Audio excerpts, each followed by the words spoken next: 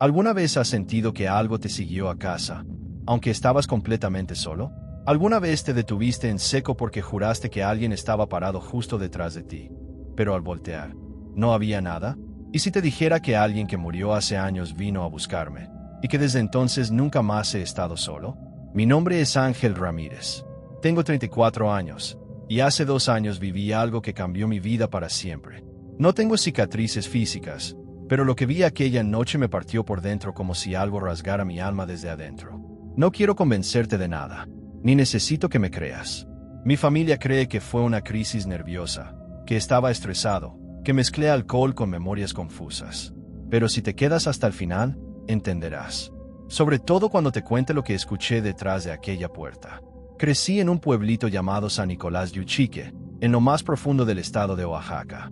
Es de esos lugares donde el sol cae fuerte, las casas tienen techos de lámina y las calles son de tierra, donde la gente se saluda por nombre, pero también por los pecados que esconden. La pobreza era normal, y el silencio, parte de la rutina.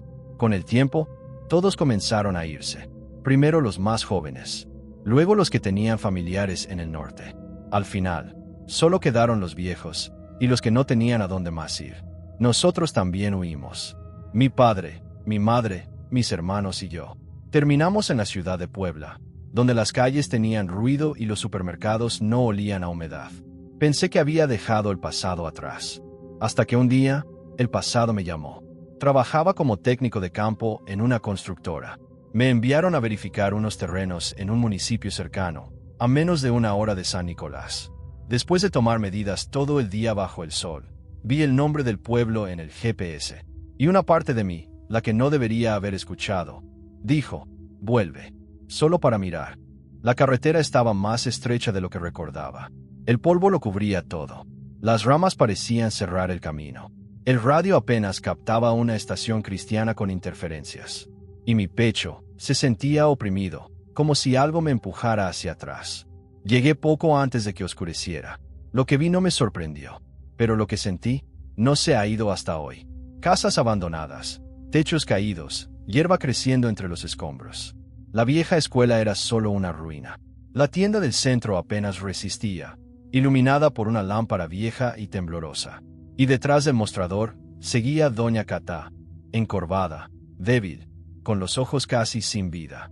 No me reconoció, pero cuando le dije mi nombre, solo respondió, «Qué pena que hayas regresado». Le compré un paquete de galletas que después vi que caducaron hace más de 2 años. Y entonces le pregunté por alguien que nunca olvidé. ¿Donato aún vive aquí? Donato era un niño que estudió conmigo en la primaria. Nunca fuimos amigos. La verdad, yo fui de los que más lo molestó. Su ropa estaba rota, sus zapatos siempre mojados. Pero él nunca se avergonzaba. Y eso, en el fondo, nos daba miedo. Yo me burlé, lo empujé. Me reí con los demás, y nunca le pedí perdón. Doña Catá asintió lentamente. Me dijo que Donato aún vivía en la misma casa, cerca del campo de maíz. Yo fui, no por nostalgia, fui porque una parte de mí necesitaba redimirse. El camino hacia su casa estaba cubierto de maleza, pero no toda, solo el centro, como si algo invisible caminara por ahí cada día, apartando la hierba a su paso. Y en medio del campo, vi algo que me heló la sangre. Un espantapájaros, vestido con ropa de mujer, de espaldas. Quieto, toqué la puerta. Donato salió. Igual, casi no había cambiado. Y lo más extraño, parecía estar esperándome. Me recibió con amabilidad, como si fuéramos amigos de toda la vida. Recordaba mi nombre. Me ofreció mezcal. Nos sentamos a ver llover. Él hablaba como si todo estuviera bien, como si la vida en ese lugar aún tuviera sentido. Me sorprendió que recordara solo cosas buenas de mí. Me contó de una vez que le ayudé a cargar verduras que se le cayeron. Yo no recordaba eso, pero lo tenía grabado. Y entonces, se escuchó. Un llanto, suave, lejano, venía del maizal. Yo quise ir. Él me detuvo. No salgas. Mejor espera. No abras la puerta. Horas después, me quedé dormido en un sillón, con el sonido de la lluvia y ese llanto de fondo. Pero algo me despertó, un trueno, fuerte, cercano. Me acerqué a la ventana, y entre los maizales, vi una figura, una mujer, curvada, con un delantal a cuadros. Se acercó, despacio, Golpeó la puerta. Donato, mi hijo, ábreme. Hace frío. Mi mano estaba en la cerradura cuando Donato apareció a mi lado. No es mi madre. Mi madre murió hace años. Viene cada noche, pero nunca entra. Me alejé. No podía respirar. Pregunté si podía mirarla. Él no respondió. Corrí la cortina solo un poco. Era ella. Oh, lo parecía. La mujer que recordaba de niño. La misma cara, los mismos ojos. Pero algo estaba mal. Estaba ahí, esperando. Como si supiera que yo la estaba mirando. Me senté en el suelo, lejos de la puerta. Donato volvió a dormirse como si fuera normal. Yo cerré los ojos con miedo.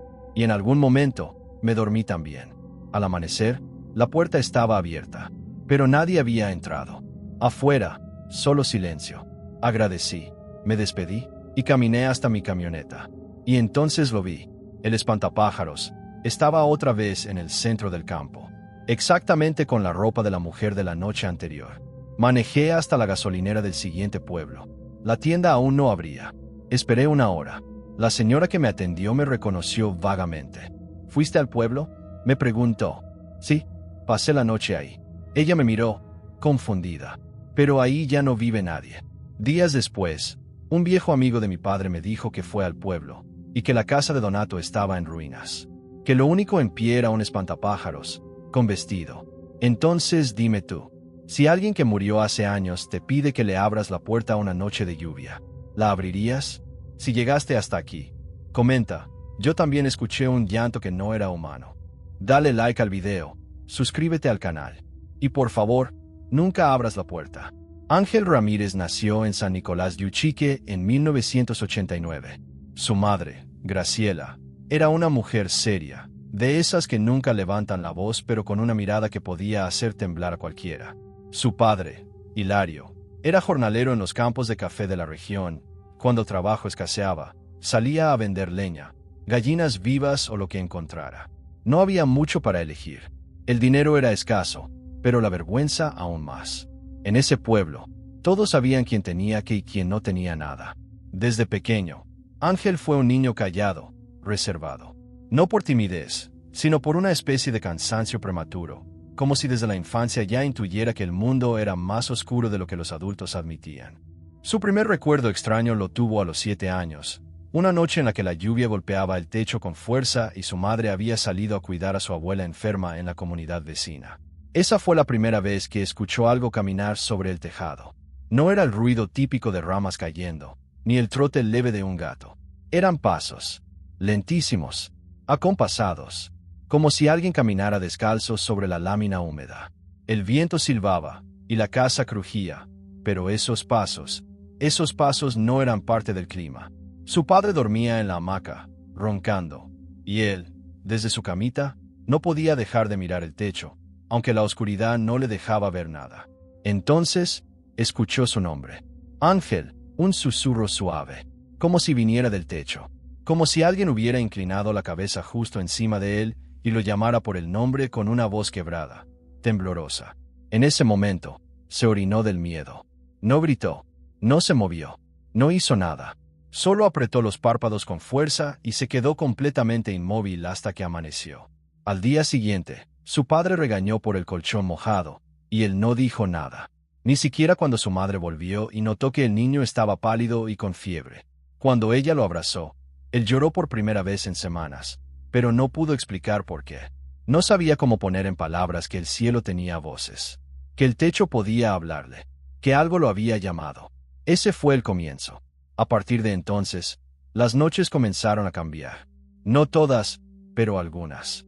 Había días en que todo estaba normal, y otros en que los grillos callaban repentinamente, los perros no ladraban, y el silencio era tan denso que se podía escuchar el zumbido de los propios pensamientos. A veces, al despertar en medio de la madrugada, lo invadía una certeza abrumadora. Alguien lo estaba mirando. Un día, mientras jugaba solo cerca del campo de maíz, encontró algo enterrado parcialmente en la tierra, una pequeña muñeca de trapo. No tenía ojos. Su rostro estaba cosido con hilo negro formando una X, donde debía ir la boca. La tomó, y una descarga de frío le recorrió el brazo, como si el cuerpo de la muñeca estuviera helado, pese al sol intenso del mediodía. Por alguna razón inexplicable, la guardó en su mochila. Esa noche soñó con ella. La vio sentada en la mesa, frente a su madre, comiendo en silencio. Nadie parecía notar su presencia, salvo él. Cuando la muñeca giró la cabeza hacia él, sus costuras se abrieron, revelando una boca llena de dientes humanos. Despertó gritando. Su madre encendió la lámpara de queroseno y lo abrazó. Él, temblando, sacó la muñeca de su mochila y se la mostró. Graciela se la quitó bruscamente, sin decir una palabra, y la arrojó al fogón. El humo que salió tenía un olor dulce y nauseabundo, como carne podrida con canela. Ninguno volvió a mencionar el tema.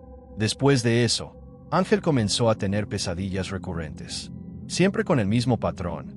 Caminaba por el campo de maíz, se perdía, y entre los tallos encontraba figuras humanas colgadas de los árboles. Algunas estaban podridas, otras frescas, pero todas lo miraban sin ojos. Algunas veces, en los sueños, una de esas figuras era él mismo. En la escuela, se convirtió en el blanco fácil de las burlas.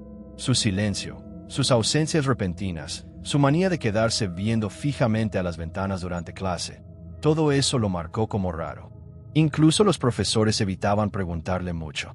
Tenía la costumbre de dibujar cosas extrañas, rostros sin boca, árboles invertidos, cruces torcidas. Un día, la maestra encontró un cuaderno suyo lleno de símbolos que ni ella ni nadie más entendía. La llevaron al sacerdote del pueblo, el padre Andrés, quien apenas hojeó el cuaderno se persignó 3 veces. Dijo que eran símbolos herejes, que Ángel debía dejar de leer esas porquerías. Lo amenazaron con exorcismo, con internarlo. Nadie le preguntó qué significaban. Nadie le preguntó por qué los dibujaba. Pero él sabía por qué. No los inventaba. Los veía. Veía los símbolos en sueños. En las paredes agrietadas de su casa. En la forma que tomaban las sombras al anochecer. A veces, incluso en los charcos de agua sucia del callejón. Cuando cumplió 11 años, algo cambió. No fue una visión, ni un sueño. Fue real. Una noche, su madre salió nuevamente a cuidar a la abuela. Su padre había bebido demasiado y se quedó dormido antes de las 8. Ángel, solo, intentó dormirse leyendo un libro escolar. Fue entonces cuando escuchó el golpeteo. Venía del techo, pero esta vez era distinto. No eran pasos. Era como si alguien arrastrara un saco pesado, como si un cuerpo se deslizara, arañando la lámina. De repente, el sonido cesó, y entonces, algo cayó al suelo, justo fuera de su ventana. El corazón de Ángel latía con tanta fuerza que le dolía el pecho. Se levantó, temblando, y se acercó a la ventana. A través del vidrio sucio vio una figura encorvada. Parecía una mujer. Estaba de espaldas, de pie, mirando hacia el campo. Llevaba un vestido blanco y el cabello largo, completamente mojado, le cubría la cara. Sus pies estaban descalzos. De pronto, giró la cabeza, sin mover el cuerpo, y lo miró. No tenía rostro. No tenía rostro. Ángel gritó. Cayó al suelo. Su padre se despertó alterado. Lo abofeteó por hacer escándalo. Pero él no podía dejar de gritar. Al día siguiente, tenía fiebre. Su madre lo llevó al centro de salud más cercano. No tenía diagnóstico claro. Lo atribuyeron al calor, al estrés, a un mal sueño. Pero Ángel lo sabía. No fue un sueño. Después de eso, su madre empezó a llevarlo a misa cada domingo. Lo obligaba a confesarse, a comulgar, a rezar el rosario. Pero la figura volvió. A veces en los reflejos, a veces en los ruidos. Y una noche, dentro del cuarto, la encontró sentada en la esquina, completamente inmóvil, respirando con un sonido húmedo y profundo. Sus manos colgaban hacia el suelo. Su cabeza estaba torcida. Y desde entonces, algo cambió en él. Ya no era solo miedo. Era otra cosa. Un vínculo. No sabía si esa entidad lo había elegido. Si lo seguía. Si lo poseía. Solo sabía que ya no estaba solo. Y que, de alguna forma, tampoco quería estarlo. Después de aquella noche en la que la mujer sin rostro apareció por primera vez dentro de su cuarto, Ángel Ramírez dejó de dormir como cualquier niño. Lo que antes era miedo, se convirtió en algo más complejo. Una sospecha constante de que lo que vivía no era solo un sueño ni una alucinación. Él sabía que aquello existía, aunque nadie más quisiera verlo. Intentó hablar con su madre. Le dijo que algo lo seguía, que lo llamaban por las noches, que una mujer entraba en su cuarto y lo observaba mientras dormía. Graciela no lo escuchó. Le alzó la voz por primera vez en años. Le dijo que no inventara tonterías, que eso eran cuentos del demonio, que si seguía con esas habladurías, el padre Andrés lo iba a encerrar en la casa de los condenados, como llamaban al convento donde llevaban a los endemoniados del pueblo.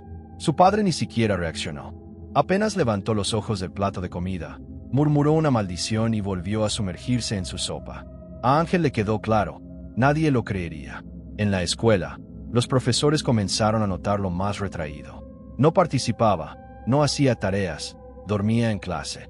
Pero no había violencia, ni agresividad, ni desobediencia. Así que lo ignoraron. En casa, las cosas empeoraban. Su madre le colgó un rosario sobre la cama, roció agua bendita en cada esquina del cuarto, y le dejó una Biblia abierta en el Salmo 91. Pero nada funcionaba. Cada noche, al apagar la lámpara, el silencio se volvía más espeso. Ya no eran solo susurros. Ahora eran voces. Voces múltiples. Algunas femeninas, otras masculinas. Algunas lloraban, otras reían. Y una, en particular, la misma siempre, lo llamaba por su nombre como una madre que canta al oído de su hijo enfermo. Pero no era su madre.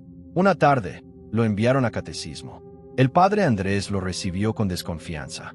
El cura era un hombre seco, alto, con manos huesudas que parecían tener garras en vez de dedos. Lo hizo sentarse solo, en la última banca de la capilla.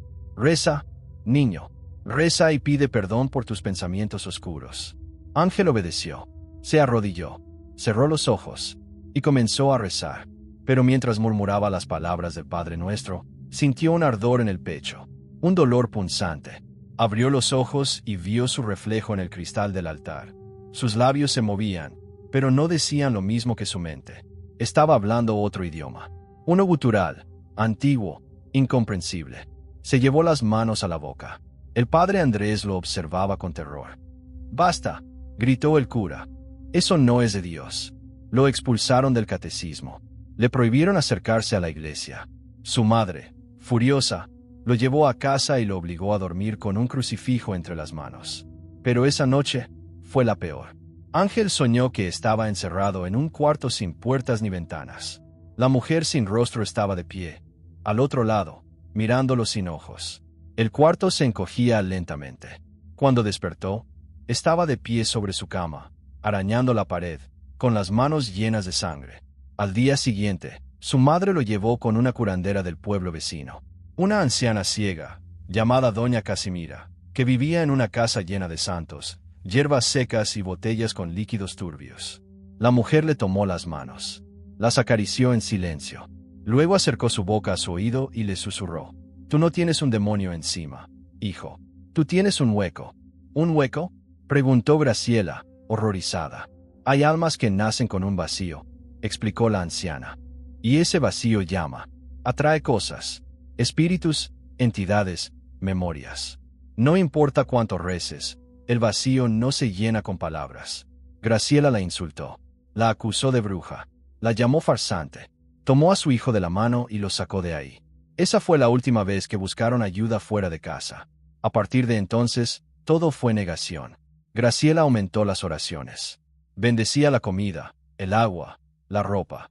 Incluso, colgó una cruz enorme en la entrada de la casa, tallada por un carpintero evangélico.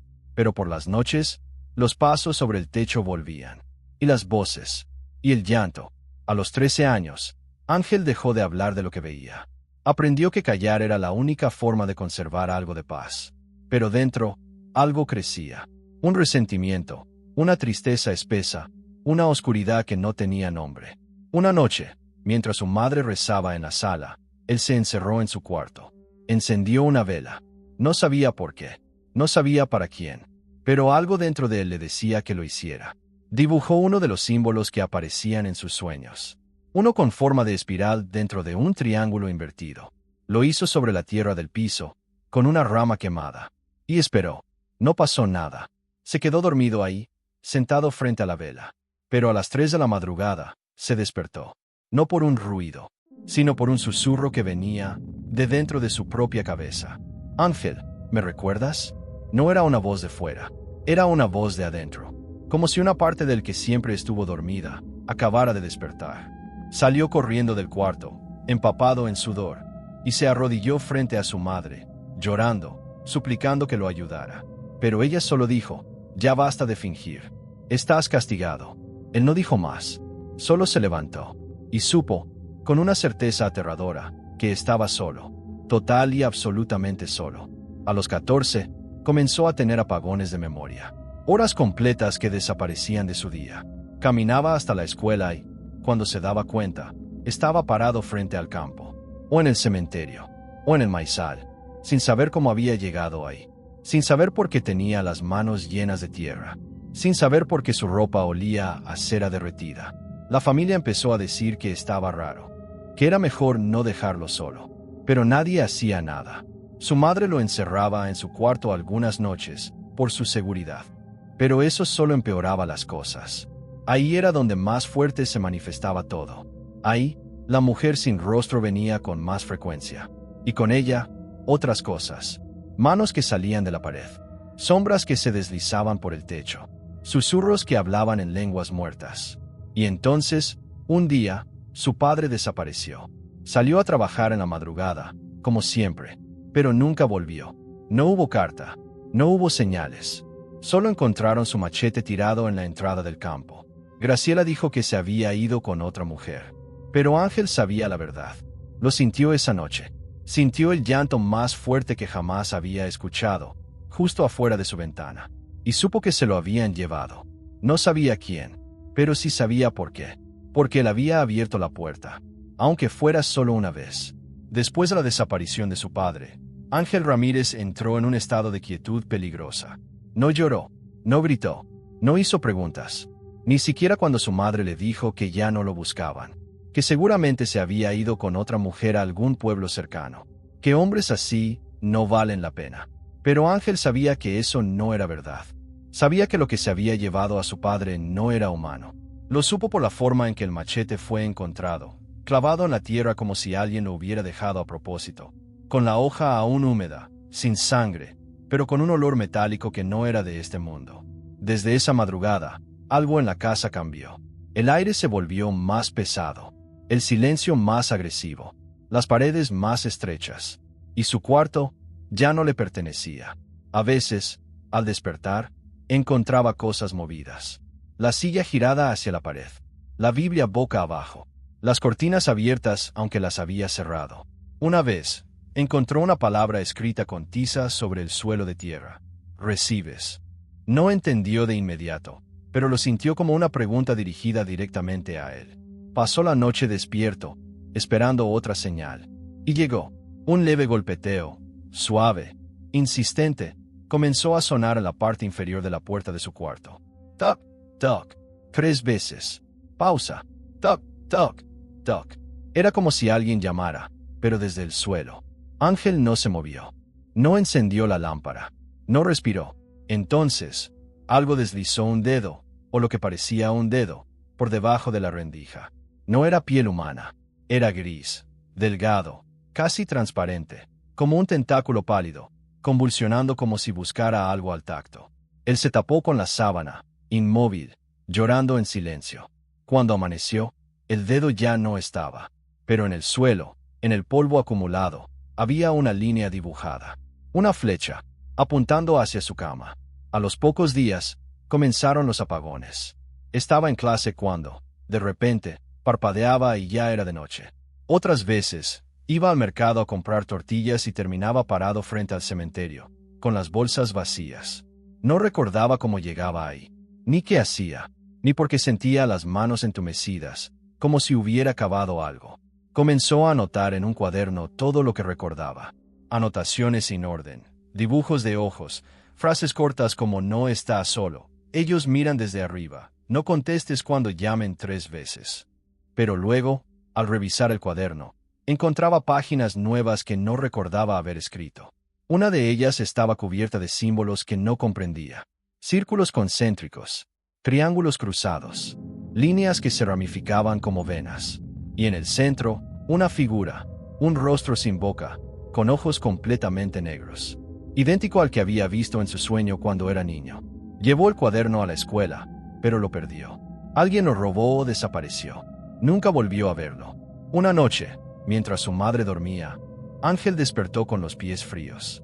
Se dio cuenta de que no estaba en su cama, sino en el suelo del patio trasero. Estaba descalzo. Tenía barro hasta las rodillas. Y frente a él, había un pequeño hoyo cavado en la tierra. No era muy profundo, pero sí perfectamente redondo. En el fondo, había una muñeca. La misma muñeca sin ojos que había encontrado años atrás y que su madre quemó en el fogón. Él mismo la había visto arder. Pero ahí estaba, intacta. La tocó, y una corriente eléctrica le subió por el brazo. La arrojó lejos. Pero cuando se giró, la muñeca estaba otra vez a sus pies. Ese fue el primer momento en que sintió que perdía el control de su propia voluntad. No sabía si había cavado el hoyo. No sabía cómo había salido al patio. Y lo más aterrador, no sabía si realmente estaba despierto. Desde esa noche, comenzó a tener moretones en el cuerpo. Pequeños al principio, como picaduras. Luego más grandes, como huellas de manos. Una en particular, marcada con tanta fuerza en su muslo que parecía un sello. 5 dedos delgados, largos, casi inhumanos. Intentó mostrárselo a su madre. Ella no quiso ver. Dijo que eran inventos, que estaba buscando atención. Y como castigo, le quitó las velas que encendía por las noches. Pero eso solo empeoró todo. En la oscuridad, comenzó a verlos. Sombras con forma de niños, agazapados en las esquinas. Seres delgados que se arrastraban por el techo como arañas. Ojos flotando en la penumbra. Y siempre, el rostro de la mujer sin boca, observando. Una tarde, su primo Emiliano fue a visitarlo. Dormiría en la casa por unos días. Ángel advirtió que no compartieran cuarto, pero Graciela insistió. Esa noche, Ángel durmió en el suelo y Emiliano en la cama. A las 3 de la madrugada, Emiliano despertó gritando. Dijo que algo le hablaba desde el espejo, que una figura salió de la pared y le tomó la garganta. Tenía marcas en el cuello. La familia lo acusó de haber tenido una pesadilla, de haberse autosugestionado con las historias de Ángel. Pero Emiliano jamás volvió a dormir ahí. Dijo que en esa casa, el aire pesaba distinto, que las paredes se escuchaban, y que, en el baño, el reflejo de Ángel no lo seguía. Ángel comenzó a temer su propio reflejo. Tapó todos los espejos. Evitaba los charcos. Dormía con los ojos vendados. Pero nada lo salvaba del sonido. Ese golpeteo. Siempre el mismo. 3 toques. Pausa. 3 toques. Hasta que una noche, en vez de golpes, escuchó una risa. Su propia risa. Desde el otro lado de la puerta. Corrió al baño. Se encerró. Y en la pared, alguien, o algo, había escrito con carbón. Ya te abrí. Ángel cayó de rodillas, vomitando, sangrando de la nariz. Sabía que no era esquizofrenia, ni locura, ni alucinaciones. Era real. Lo que sea que lo perseguía, ahora estaba dentro. Y no tenía intención de irse. A partir del momento en que Ángel Ramírez leyó la frase "ya te abrí" escrita en la pared del baño, algo dentro de él terminó por romperse. No se trataba ya de miedo, ni siquiera de angustia. Era resignación, como si hubiera aceptado, con el cuerpo, no con la mente, que lo que fuera que lo rondaba desde niño ahora tenía un lugar permanente dentro de su vida, dentro de su casa, y quizá, dentro de él mismo. No habló más, no pidió ayuda, no mencionó nada a su madre. Solo comenzó a caminar por los días como un muerto que aún respira. Las noches, sin embargo, se convirtieron en otro tipo de castigo. Ya no podía dormir más de 20 minutos seguidos. Cada vez que lo lograba, despertaba con un sobresalto, como si alguien lo hubiera sacudido violentamente. En algunas ocasiones, abría los ojos y veía a su cuerpo aún acostado en la cama, como si su alma se hubiera desprendido por un instante. Otras veces, soñaba que despertaba, y lo hacía una y otra vez, sin lograr salir del ciclo. Cada vez, en un cuarto ligeramente distinto. Hasta que, en la 8ª o 9ª vez, entendía que ese lugar no era su cuarto, y que no estaba solo. Una noche, mientras intentaba no dormir, la luz de su cuarto parpadeó sin razón. No era una lámpara eléctrica, era una vela, pero aún así, parpadeó. Se quedó mirando la llama fijamente. Entonces, en una fracción de segundo, la sombra proyectada en la pared se duplicó. Él seguía sentado, pero detrás, en la sombra, otra figura se erguía. Una figura más alta, más delgada, con una cabeza alargada que se curvaba hacia abajo, como si lo olfateara. Se giró de golpe. No había nadie. Al día siguiente, mientras ayudaba a su madre a lavar ropa en el lavadero, notó algo extraño en las camisas. Tenían costuras nuevas. No eran visibles a simple vista, pero al estirar el cuello de la camisa, vio que alguien había bordado palabras con hilo negro. Una de ellas decía: «Te veo otra», en los calzones. «¿Me escuchas?». Graciela aseguró no haber cosido nada. Dijo que probablemente eran marcas viejas o que algún vecino travieso lo había hecho. Pero no había forma. Nadie más entraba en esa casa. Días después, Graciela comenzó a enfermar. Tosía sin parar. Sangraba por la nariz. Vomitaba bilis. El médico del pueblo dijo que era una infección pulmonar grave y recomendó llevarla a la capital. Pero no había dinero, y ella se negaba a irse. «No voy a dejar esta casa», decía. «Aquí me casé. Aquí naciste. Aquí voy a morir». Y así fue. Una madrugada, Ángel la encontró sentada en la sala, con la cabeza inclinada hacia atrás, los ojos abiertos y la boca también. Pero no respiraba. El crucifijo que solía tener entre las manos había desaparecido. Su muerte fue rápida, pero la agonía se quedó. El cuerpo fue enterrado sin ceremonia. El padre Andrés se negó a oficiar misa alguna. Dijo que la mujer se había apartado del camino del Señor a permitir que su hijo habitara en tinieblas. Ángel, ya con 17 años, se quedó solo en la casa, completamente solo. Fue entonces cuando los rituales comenzaron. No porque él los buscara, sino porque aparecían. Cada semana, encontraba un nuevo símbolo dibujado en la tierra del patio. A veces, al lado del pozo. Otras veces, sobre su cama. Una noche, se despertó con los pies llenos de tierra. Había estado caminando en círculos alrededor de su propia casa. Descalzo, en trance, encima de su cama, un cuchillo. Y en la pared, escrito con ceniza: «Ello no duerme». Los vecinos comenzaron a alejarse. Dejaron de saludar. Dejaron de mirar. Una anciana que vendía pan en la esquina dijo en voz baja que por las noches se veían luces salir por el techo de la casa. Otros afirmaban que se escuchaban rezos en otro idioma. Y uno más, que trabajaba de velador, juró haber visto a Ángel hablando con alguien en el campo, pero no había nadie. El día más extraño fue cuando despertó con las uñas completamente negras, como si se hubieran quemado desde adentro. No dolía, pero no podía quitarlas, ni con agua, ni con jabón. Duraron 3 días, y luego desaparecieron, como si nunca hubieran estado ahí. Una tarde, decidió prender fuego a la muñeca que había encontrado de nuevo. La misma sin ojos, la que lo había perseguido desde niño. La envolvió en periódico, le arrojó gasolina, la encendió en el patio, y por unos minutos, creyó que todo terminaría. Pero cuando regresó a su cuarto, la muñeca estaba en su cama, y olía a azufre.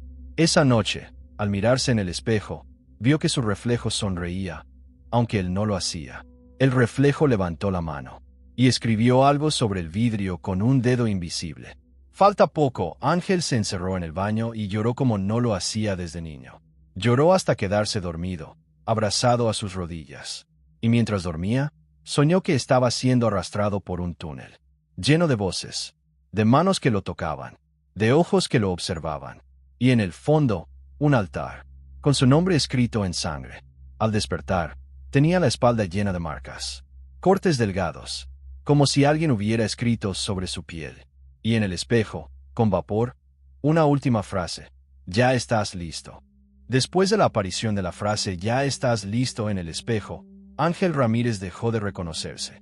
No solo físicamente, aunque su rostro ya no parecía el mismo frente al reflejo, más pálido, más ojeroso, más delgado, sino también en lo profundo, en el lugar donde alguna vez existió la certeza de quién era.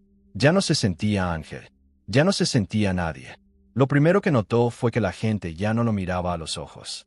Cuando iba al mercado, el carnicero bajaba la vista. La señora del pan no respondía a su saludo.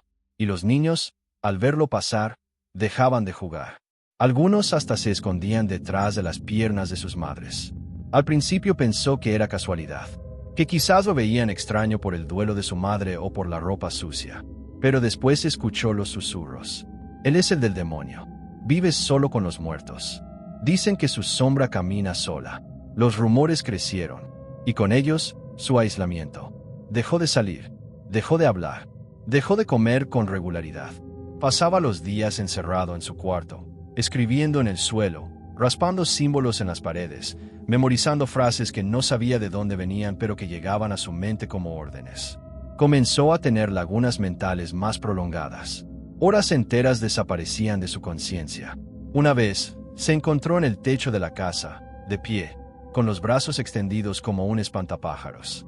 Otra, se despertó en el cementerio, acostado sobre la tumba de un niño que no conocía. No recordaba cómo había llegado allí, tampoco porque tenía tierra en la boca. Intentó buscar ayuda en el centro de salud del pueblo, pero el doctor se negó a atenderlo. Dijo que no tenía nada físico, que lo suyo era mental, y que debía ir a la ciudad a ver un especialista. Ángel supo que eso era imposible. No tenía dinero, ni transporte, ni siquiera tenía documentos. Habían desaparecido meses atrás.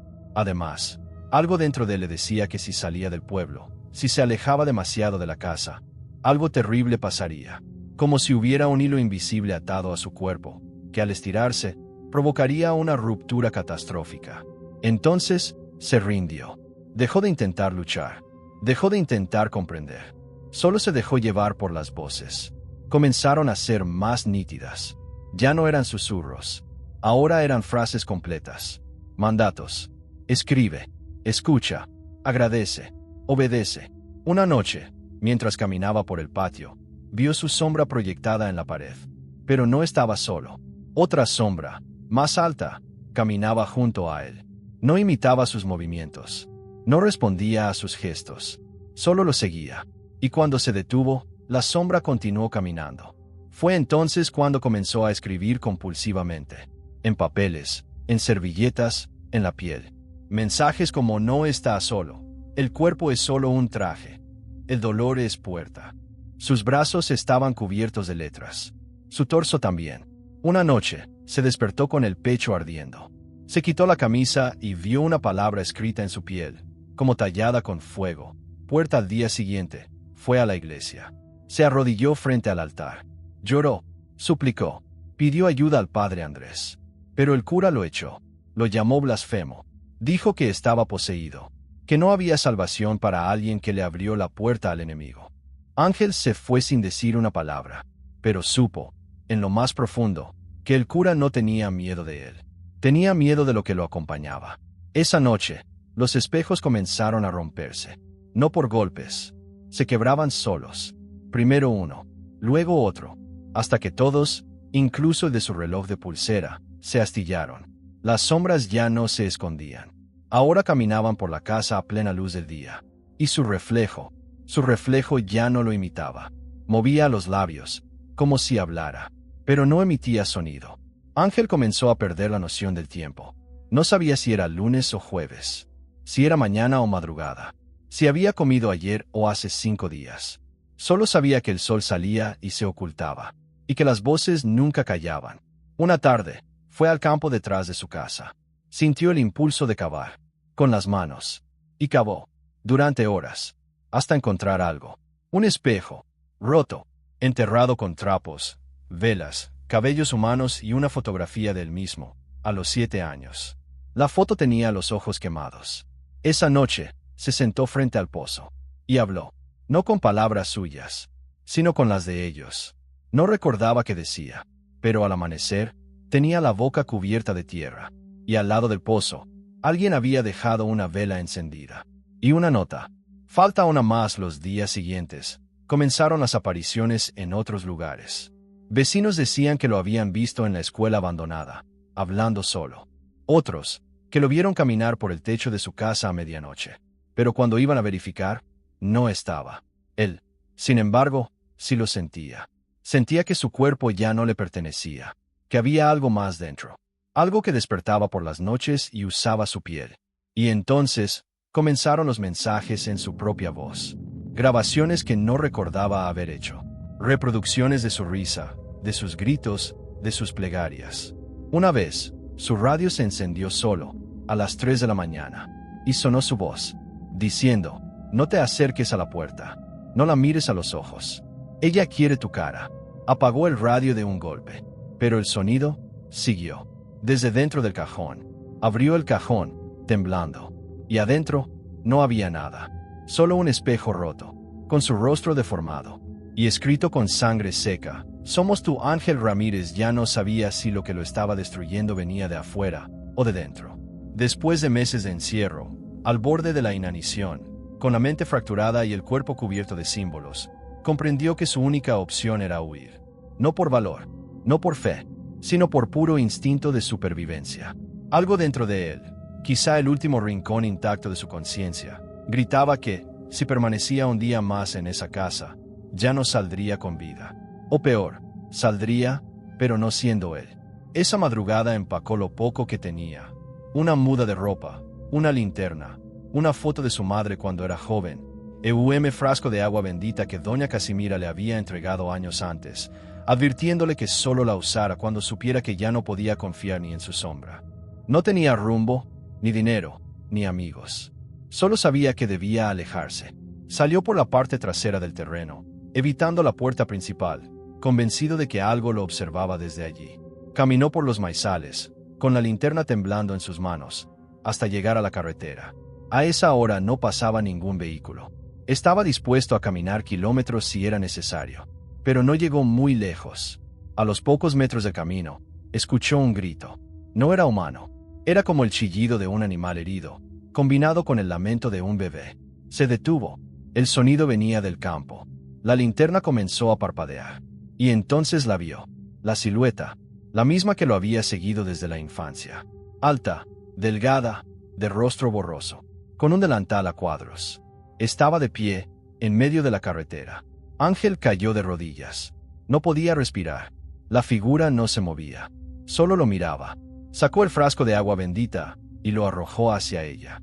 La figura desapareció en una ráfaga de viento, pero la linterna se apagó por completo. Corrió, sin saber hacia dónde. Solo corrió, hasta que cayó de bruces en la tierra, exhausto. Y cuando levantó la vista, estaba frente a su casa. Por más que había corrido en línea recta, de alguna forma, había regresado. Entró temblando, y encontró la puerta abierta. Sobre la mesa, había un papel, escrito a mano, con su letra: «No puedes irte. Eres el hogar». Pasó los días siguientes en estado de shock, sin hablar, sin comer, solo respirando, hasta que una vecina, doña Mercedes, se apiadó de él y lo llevó a escondidas con un pastor evangélico que vivía en un rancho a varios pueblos de distancia. El pastor se llamaba Efraín, un hombre robusto, de mirada fuerte y manos ásperas. Cuando lo vio, dijo: «Este muchacho no necesita oración, necesita liberación». Lo llevó a una sala pequeña, con paredes llenas de versículos bíblicos escritos con carbón. Lo sentó en una silla, y comenzó el ritual. Efraín colocó las manos sobre su cabeza y comenzó a gritar versículos, reprender espíritus, invocar el nombre de Cristo. Ángel comenzó a convulsionar. Sus ojos se pusieron en blanco. Comenzó a hablar en lenguas. El pastor se detuvo. Esto no es posesión común», murmuró. Ángel se levantó de golpe. Miró al pastor, y con una voz que no era suya, susurró: «No es su casa, viejo. No puede sacarme». Él nos abrió. El pastor cayó al suelo, gritando. Ángel despertó horas después, atado a una cama. «No puedo ayudarte», dijo Efraín, con lágrimas en los ojos. «Lo que te sigue no responde a nuestra autoridad. Solo puedes entregarte por completo, o resistir hasta morir». Lo soltaron al amanecer. Le dieron una Biblia, un frasco de aceite y un consejo: «No regreses a esa casa». Pero Ángel sabía que no tenía otra opción. Ya no se trataba de un lugar. Se trataba de él. Volvió caminando. Cada paso era una confirmación de su destino. Al llegar, encontró un altar improvisado en su cuarto. Velas negras, un círculo con cenizas, y en el centro, su fotografía, con los ojos quemados. Comprendió que el proceso estaba casi completo, y que su única alternativa era un ritual de cierre. No para expulsar, sino para sellar. Pasó días estudiando libros de ocultismo que encontró en la biblioteca de su madre, escondidos entre Biblias y catecismos. Al parecer, Graciela también había intentado entender. El ritual requería sangre, velas, un espejo y fuego. Ángel se cortó la palma de la mano, pintó el símbolo en el suelo, colocó su reflejo frente a él y recitó la invocación, no para llamar, sino para encerrar. Pero en medio del proceso, el espejo se quebró, y del suelo comenzó a brotar humo negro. La casa tembló, las paredes crujieron, y una voz, desde todas partes, susurró: demasiado tarde. Ángel perdió el conocimiento, y despertó días después, en su cama, sin heridas, sin sangre, pero con una cicatriz nueva en el pecho, una espiral, tatuada, grabada, como si lo hubieran marcado, como si el mismo ya no fuera Ángel, sino un receptáculo. Y lo más aterrador es que no sentía miedo, sentía alivio. La cicatriz en forma de espiral que Ángel Ramírez tenía en el pecho no dolía, no latía, pero estaba viva. Lo sabía. No era una marca cualquiera.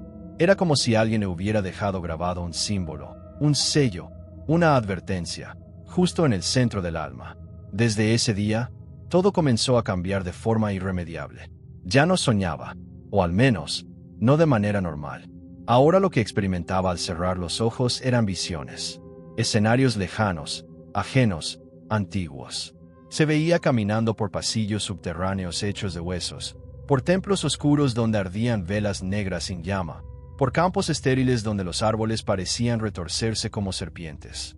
En todos esos lugares aparecía la misma figura, alta, delgada, cubierta por un manto que parecía moverse solo, con una máscara de barro agrietada, sin boca, sin ojos, pero que hablaba dentro de su cabeza.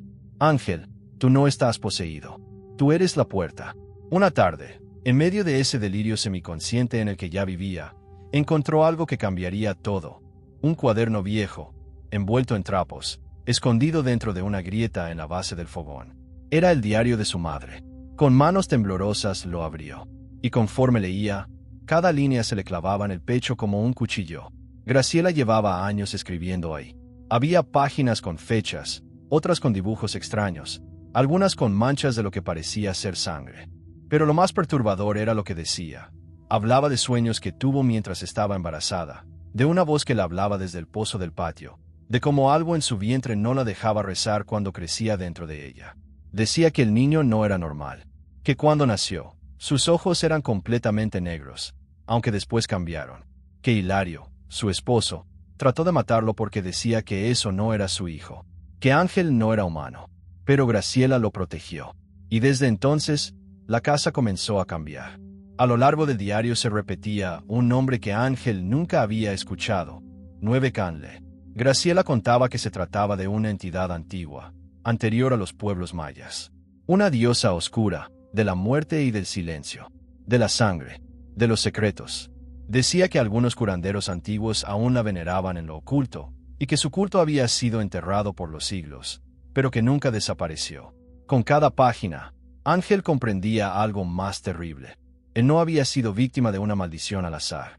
Él era parte de una herencia, una continuidad. Su madre lo había traído al mundo sabiendo, en el fondo, que algo no estaba bien. Y su padre había sido la primera advertencia.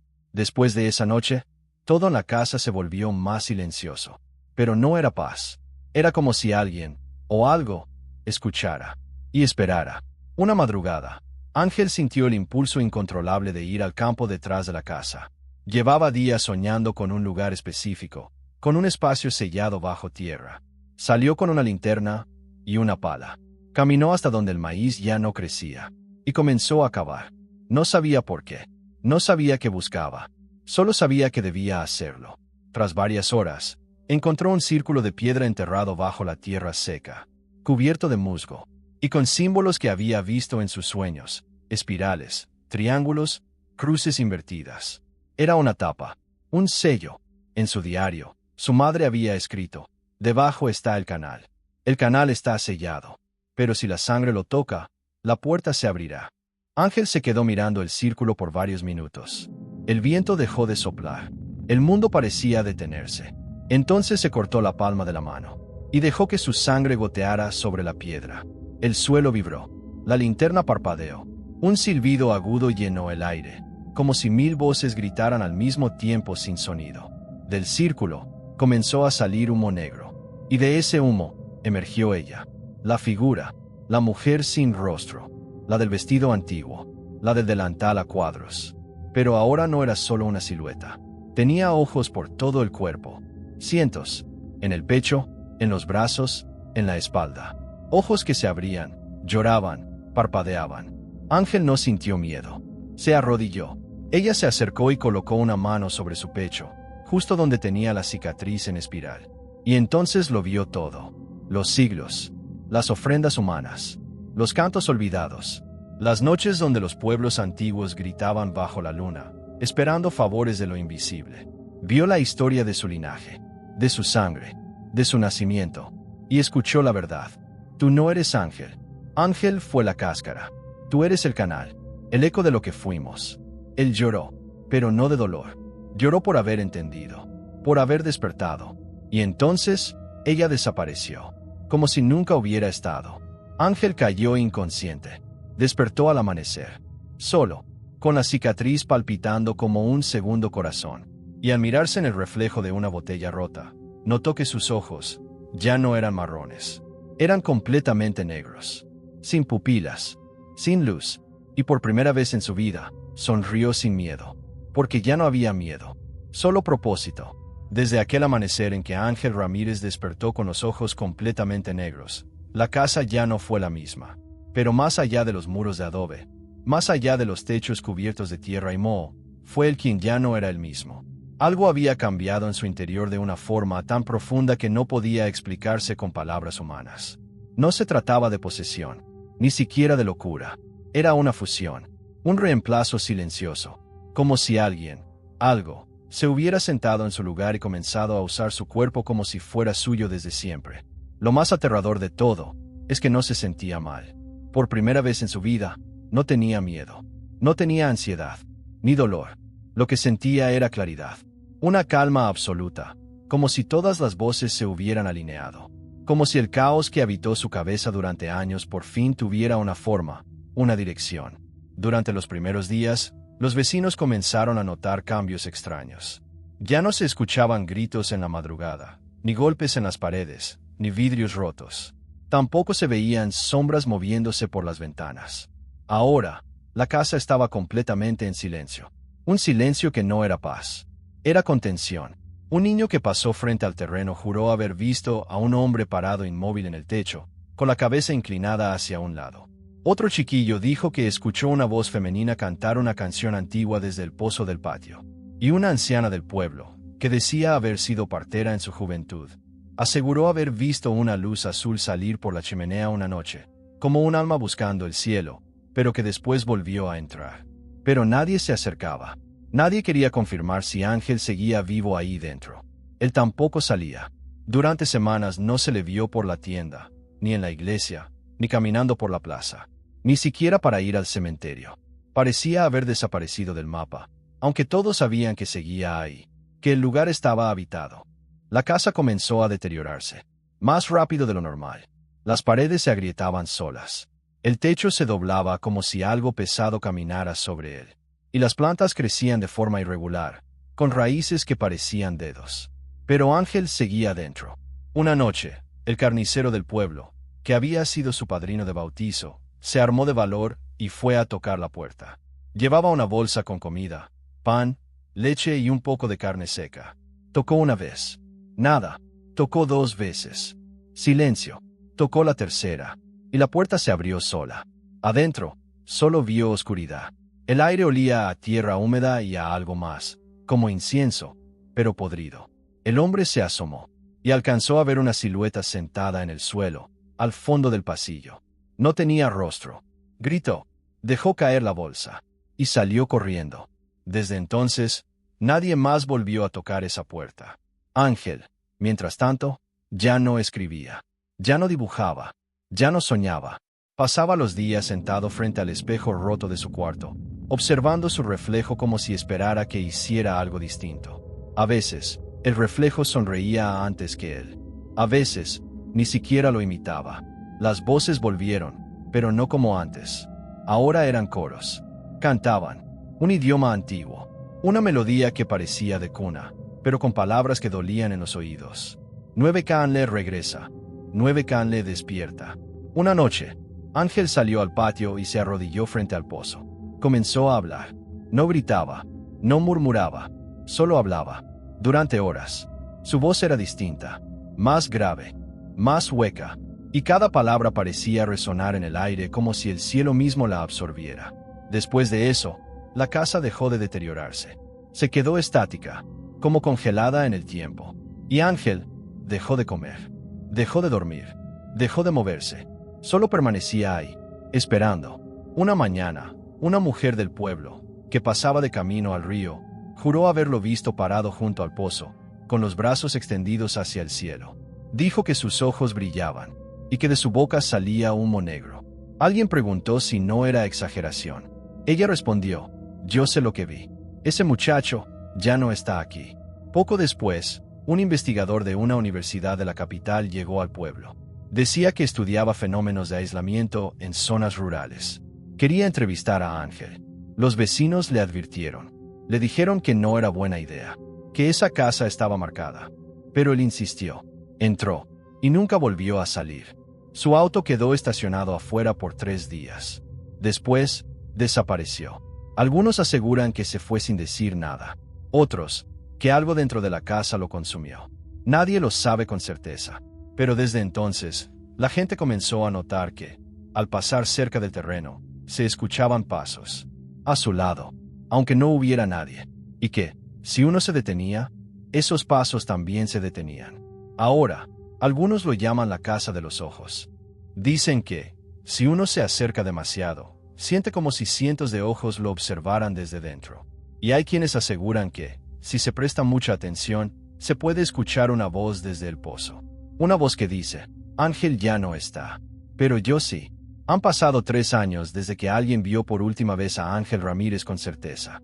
3 años desde que su silueta fue avistada al borde del pozo, con los ojos negros como la obsidiana y la piel pálida, casi translúcida, bajo la luz de un amanecer que nadie en el pueblo quiere recordar. Desde entonces, su historia se convirtió en susurro, en advertencia, en mito, pero los mitos, en lugares como este, suelen tener raíces reales. La casa sigue en pie, sigue siendo evitada, sigue siendo observada de reojo por los que aún se atreven a caminar cerca, aunque sea por error. Los rumores han cambiado de forma con el tiempo. Algunos dicen que Ángel desapareció, otros afirman que aún vive adentro, pero que ya no es humano, que ahora es un centinela de algo mucho más antiguo que cualquier demonio, algo que duerme bajo la tierra y que él ha jurado proteger hasta que se despierte. Hay quienes creen que está muerto, pero los más viejos, los que recuerdan bien a su madre, los que vivieron la noche del eclipse en que la familia Ramírez dejó de hablarle a los vecinos, esos no están tan seguros. Una anciana del pueblo, Doña Luz, que ronda los 80 y tantos, asegura que todas las noches, a la misma hora, se enciende una vela en la ventana del cuarto de Ángel. Dice que la luz no titila, que permanece inmóvil, como si no hubiera aire, y que a veces, cuando ella se asoma desde la loma, ve una figura parada detrás del cristal. Pero eso no es lo peor. Hace un mes, un grupo de jóvenes forasteros, de esos que graban videos para internet, entraron a la casa con cámaras y linternas. Decían que querían documentar lo paranormal. Eran 3. Solo 2 salieron. El tercero fue encontrado en el campo, días después, con la cara desfigurada, los ojos arrancados, y una espiral tallada en el pecho, exactamente igual a la cicatriz que Ángel tenía. Las autoridades no supieron explicar qué pasó. Cerraron el caso como ataque de animal. Pero en el pueblo, nadie cree eso. Desde ese día, algunos aseguran que algo se ha soltado. Los perros aúllan en la madrugada mirando hacia el pozo. Las aves ya no se posan en los árboles cercanos. Y hay vecinos que juran haber visto a alguien caminar por el tejado de la casa, sin hacer ruido. Pero lo más inquietante de todo es lo que le pasó a Luz María, la niña que vive a 2 casas de distancia. Una mañana, su madre la encontró sentada frente al espejo. No respondía, solo repetía una frase: ya viene la que duerme, ya viene la que duerme. Cuando por fin habló, dijo que había soñado con una mujer vestida con delantal de cuadros. Una mujer que tenía muchos ojos, y que le decía: tú también vas a ser mi canal. Los padres decidieron mudarse ese mismo día. Y no fueron los únicos. En las últimas semanas, 3 familias han abandonado el pueblo. Los que se quedan lo hacen por necesidad, no por voluntad. Viven con miedo, con puertas cerradas, con cruces en las paredes, y sin mencionar el nombre de Ángel en voz alta, porque todos sienten que él aún escucha, que él aún está ahí, debajo, esperando. Hoy, si alguien se atreve a pasar por el camino de tierra que bordea la propiedad, es posible que escuche una voz suave desde adentro. Una voz que no llama, que no grita, que simplemente dice, ¿quieres entrar? Y hay quienes han respondido, aunque nadie sabe qué pasó después. Tal vez Ángel nunca fue víctima. Tal vez siempre fue el principio. El primer paso de algo que estaba enterrado, esperando. Algo que no olvidó. Algo que quiere regresar. Porque, en los lugares más viejos del mundo, las cosas no mueren. Solo descansan. Y a veces, solo a veces, despiertan con hambre. Si llegaste hasta aquí, quiero que escribas en los comentarios. Yo creo en la oscuridad. Eso nos une, nos protege, y quizá, con suerte, evita que se fije en ti. Dale like si esta historia te hizo temblar. Suscríbete si quieres seguir explorando los secretos que nadie se atreve a contar. Y recuerda, si tocan a tu puerta a las 3 de la mañana, no la abras. La historia de Ángel Ramírez parecía haber terminado. El pueblo de San Gregorio trató de seguir adelante. Algunos aún murmuraban su nombre. Otros evitaban cualquier mención, como si solo pronunciarlo fuera suficiente para despertar a algo dormido bajo la tierra. La casa seguía allí, cerrada, agrietada, con las ventanas cubiertas por trapos sucios y las paredes adornadas con cruces hechas de ramas secas. Nadie la tocaba, nadie la miraba directamente. Se convirtió en parte del paisaje y del miedo, hasta que reapareció el video. No fue en redes sociales, ni en los foros conocidos. Fue en un espacio oscuro, enterrado en la Deep Web, donde las reglas desaparecen y lo imposible encuentra refugio. Un archivo, sin nombre aparente. Solo una serie de números. R11-319 fue subido a las 3:11 de la madrugada. Sin autor. Sin origen rastreable. Los que descargaron el archivo encontraron una carpeta comprimida con 3 elementos. Un video llamado entrada-casa-ángel-04 MP4, un documento en TXT con la frase, si estás leyendo esto, ya te vio. Una imagen, una espiral, dibujada a mano, hecha con sangre seca. El video dura 31 minutos y 17 segundos. La mayoría no llegó hasta el final. Los primeros minutos muestran a 3 jóvenes, 2 hombres, una mujer, frente a la casa. Están nerviosos, pero intenta mantener la actitud típica de influencers. Risas, bromas, tono burlón. Uno sostiene la cámara, el otro lleva una linterna de cabeza. La chica parece menos entusiasmada, pero trata de seguir el juego. En el minuto 3:48, cruzan la puerta. Desde ese momento, el ambiente cambia. El video se vuelve más oscuro, no por la luz, sino por la atmósfera. El silencio es profundo. No hay viento, no hay insectos, no hay ecos, solo el sonido de sus pisadas sobre el suelo polvoriento. Minuto 5:12. Encuentran marcas en las paredes, manos pequeñas, como de niños, pero con 6 dedos. La chica pregunta si es una broma. Los otros se ríen. Minuto 6:44. Entran a la sala principal. Hay una silla en medio de la habitación, cubierta por una sábana blanca. Uno de ellos la retira. Debajo, hay una muñeca sin ojos. En su boca, un papel arrugado. La chica lo abre. Lee en voz alta. Ya no está abajo. Está adentro. Todos ríen, pero ya no suena natural. Minuto 9:2. Uno de los chicos va al baño. Lleva la cámara. Se graba en el espejo, pero su reflejo no lo sigue.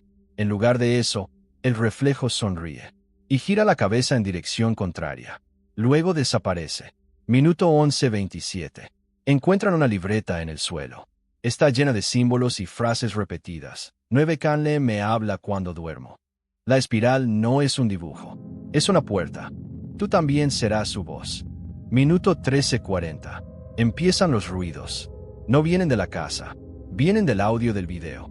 Como si alguien estuviera respirando en el micrófono. Como si hubiese un cuarto participante. La chica empieza a quejarse. Dice que siente que alguien la observa desde arriba. Levantan la cámara. Nada. Pero cuando bajan la lente, su rostro aparece lleno de moretones que antes no estaban. Minuto 16:55. Encuentran una puerta al sótano. No estaba allí cuando entraron. Está abierta. Negra. Parece tragar la luz de la linterna. Bajan. Minuto 18:12. El sótano no tiene paredes. Es una caverna. Las paredes están cubiertas por dibujos antiguos. hechos con carbón y sangre. O eso parece. Hay figuras femeninas. Ojos, lenguas, espirales. La chica se desmaya. Uno de los chicos empieza a reír, pero con una voz que no es la suya. La cámara se cae. Minuto 21. Imagen fija del techo. Se escuchan pasos. Luego, una voz muy baja. 9 que le abre los ojos. Una sombra pasa frente a la cámara. No tiene forma definida.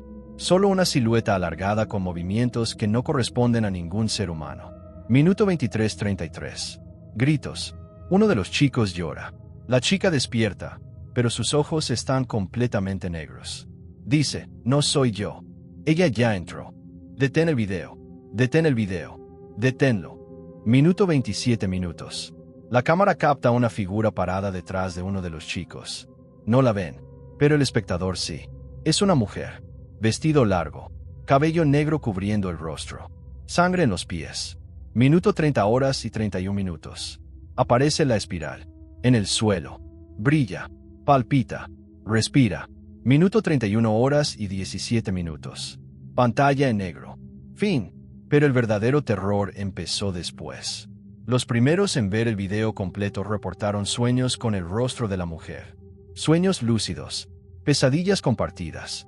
Síntomas físicos. Sangrados nasales. Desmayos. Insomnio. Ansiedad extrema. Visiones al despertar. Algunos aseguraron haber visto la espiral en objetos cotidianos, en la espuma del café, en la condensación del espejo del baño, en la palma de su mano. Otros escucharon voces a través de sus audífonos mientras editaban el archivo. Voces que decían, no la compartas. Ella ya viene. Tú eres su canal. Un streamer brasileño que transmitió fragmentos de video desapareció durante un live. Se apagaron las luces. Se escuchó un grito. Y la transmisión terminó abruptamente. Su canal fue eliminado minutos después. En Reddit, un hilo completo fue borrado por contenido sensible. Los moderadores nunca dieron explicaciones. Un técnico de IT que trabajaba en ciberseguridad intentó analizar el código del archivo. Asegura haber encontrado líneas en hexadecimal que no deberían estar ahí. Fragmentos que, al traducirse, decían cosas como, la espiral es una semilla. Si la miras, crece. Todo lo que tocas, ella lo toca. Desde entonces, nadie sabe con certeza cuántas copias hay del video. ¿Cuántas veces fue descargado? ¿Cuántas personas ya lo vieron? ¿Cuántas ya no son las mismas? La teoría más difundida entre los foros ocultos es que el video no fue subido por una persona. Fue subido por ella. Por 9kanle, que usa los archivos como recipientes. Que viaja por los cables, las señales, los ojos de quienes observan sin protección. Que no necesitas entrar a la casa, porque la casa ya está en ti. Algunos proponen rituales para cerrar el archivo, verlo al revés, borrarlo sin abrir, usar espejos cubiertos al reproducirlo. Otros dicen que no hay forma de detenerlo una vez que lo ves. Que no es el video, es la intención, la atención. Ella no necesita más portales, escribió un usuario. Solo necesita que alguien mire. ¿Y tú? ¿Ya miraste? Si llegaste hasta aquí, comenta, yo también vi el reflejo. Eso nos une. Eso nos protege. O al menos, eso creemos. Dale like si esta historia activó tus peores miedos. Suscríbete para descubrir el siguiente capítulo. Y recuerda, si recibes un archivo llamado entrada-casa-ángel-04-mp4, no lo abras. No lo compartas. Y sobre todo, no llegues al minuto 31. Porque a partir de ahí, ya no estás solo.